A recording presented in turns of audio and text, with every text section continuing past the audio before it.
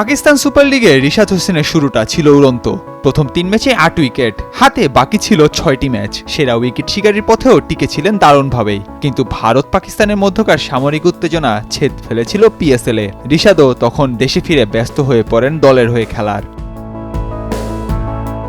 তবে শেষ পর্যন্ত পিএসএলে রিশাদ খেলেছেন আরও 2টি ম্যাচ, তাতে নিয়েছেন 4টি উইকেট। সব মিলে 7 ম্যাচে 13 উইকেট নিয়ে পিএসএলে নিজের অভিষেক আসর শেষ করেছেন রিশাদ। সঙ্গে তো চ্যাম্পিয়ন হওয়ার স্বাদ পেয়েছেনই।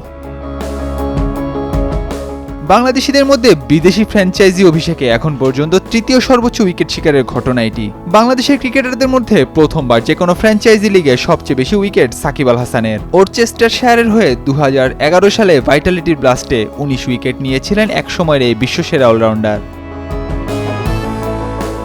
এরপরেই রয়েছে আইপিএল অভিষেকে মুস্তাফিজুর রহমানের কীর্তি। সানরাইজার্স হায়দ্রাবাদের হয়ে অভিষেক মৌসুমে ফিজ নিয়েছিলেন 17 উইকেট। সেটা এখন পর্যন্ত আইপিএলে বাংলাদেশের যে কোনো বোলারের সেরা আসর হিসেবে বিবেচিত।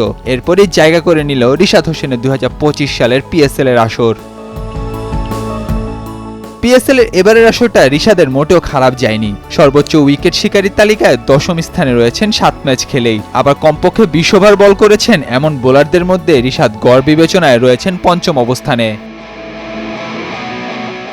সব মিলে শুরুটা একেবারেই মন্দ হলো না রিশাদের। ফ্র্যাঞ্চাইজি লিগের এই ফরম্যাটটাই জাতীয় দলে কতটা ধরে রাখতে পারছেন তিনি, সেটি বাংলাদেশি ভক্তদের এখন দেখার বিষয়। নাহিয়ান আরিফিন, নয়া দিগন্ত।